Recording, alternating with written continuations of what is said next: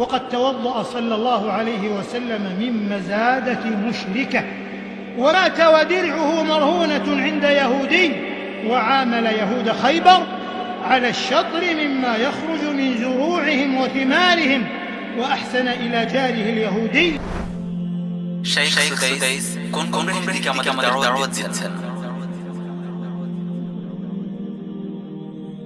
ইসলামের শুরুলগ্ন থেকেই অভিশপ্ত ইহুদিরা ইসলাম ও মুসলিমদের বিরুদ্ধে লড়াই করে আসছে। ইসলামের আগমনের আজ প্রায় ১৫০০ বছর হতে চলল। এই দীর্ঘ সময়ে তারা এক মুহূর্তের জন্যও মুসলিমদের বিরুদ্ধে দুশমনী ও শত্রুতা বন্ধ করেনি। এমনকি কিয়ামতের পূর্বে ইমাম মাহদির নেতৃত্বে যে চূড়ান্ত যুদ্ধের মাধ্যমে পুরো পৃথিবীতে তাওহীদ প্রতিষ্ঠিত হবে, এই যুদ্ধও হবে এই অভিশপ্ত ইহুদিদের বিরুদ্ধে। মুসলিমদের প্রতি তাদের দুশমনির ব্যাপারে আল্লাহ তাআলা বলেন, লা তাজিদান্না আশাদ্দান নাসি আদাওয়াতাল লিল্লাযিনা আমানুল ইয়াহুদ ওয়াল্লাযিনা আশরাকু। ইহুদি ও মুশরিকদেরকে আপনি মুমিনদের শত্রুতায় সর্বাধিক উগ্র পাবেন। কোরআনুল কারীমের এই আয়াতের নিখুঁত সত্যতা দীর্ঘ ১৫০০ বছরের ইতিহাসে আমাদের সামনে সুস্পষ্ট। এই সেই অভিশপ্ত ইহুদি যারা অর্ধ শতাব্দীরও বেশি সময় ধরে মুসলিমদের প্রথম কেবলা বাইতুল মাকদিস জবরদখল করে রেখেছে। এই সেই বর্বর ইহুদি যারা লাখ লাখ ফিলিস্তিনি মুসলিমদের ভিটেমাটি দখল করে ইসরায়েল নামের একটি জারজ রাষ্ট্রের জন্ম দিয়েছে। এই সেই নরপিশাচ ইহুদি লক্ষ লক্ষ মুসলমানদের রক্তে যাদের হাত রঞ্জিত, শিশু কিশোর এমনকি নারীদেরকেও যারা ক্ষমা করেনি, বোমার পর বোমা ফেলে যারা ফিলিস্তিনকে মৃত্যুপুরীতে পরিণত করেছে। একটি দিনও এমন যাচ্ছে না যেদিন এই শয়তানরা কোনো ফিলিস্তিনি মুসলমানদের জীবন কেড়ে নিচ্ছে না। গোটা পৃথিবীতে যেখানেই মুসলমানদের রক্ত বইছে সেখানেই রয়েছে এই নরখাতক ইহুদিদের কালো হাত।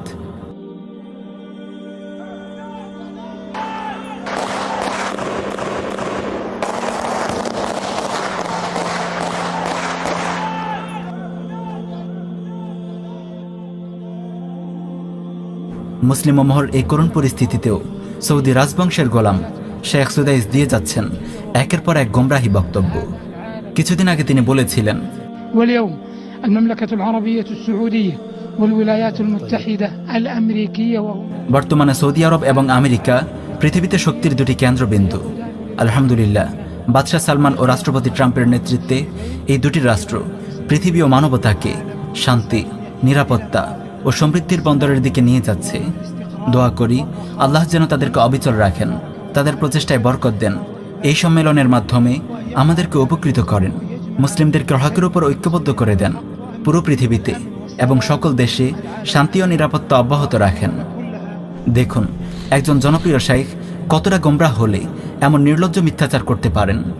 যে ট্রাম্প আফগানে, সিরিয়ায়, ইয়েমেনে, ইরাকে, সোমালিয়ায়, মালিতে লক্ষ লক্ষ নিরীহ মুসলিমের রক্ত ঝরাচ্ছে, সেই ট্রাম্প নাকি পৃথিবীকে শান্তি ও নিরাপত্তার দিকে নিয়ে যাচ্ছে। নাউজুবিল্লাহি মিন যালিক। এই জঘন্য বক্তব্যের পর বিশ্বজুড়ে মুসলিমরা তাকে ধিক্কার জানায়।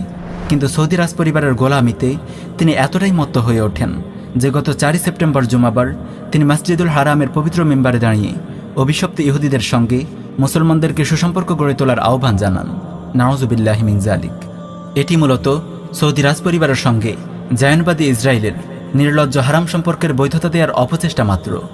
আন্তধর্মীয় সম্প্রীতির জিগার তোলা এই দরবারি শেখ ইহুদিদের সঙ্গে রাজপরিবারের কুফরি সম্পর্কের বৈধতা দিতে গিয়ে সিরাত থেকে অনেকগুলো ঘটনা উদ্ধৃত করেছেন তার খুতবায়। জিম্মি ইহুদিদের সঙ্গে রাসূলুল্লাহর সুন্দর আচরণের বিভিন্ন ঘটনা তুলে ধরে তিনি বর্তমানে হারবি ইহুদিদের সঙ্গে মধুর সম্পর্ক গড়ে তোলার মতো হারাম কাজের আহ্বান জানিয়েছেন। কত বড় জালিয়াতি একবার চিন্তা করে দেখুন। হারবি ইহুদিদের প্রতি রাসূলুল্লাহর কঠোর আচরণের কথা তিনি ভুলেও আলোচনা করেননি।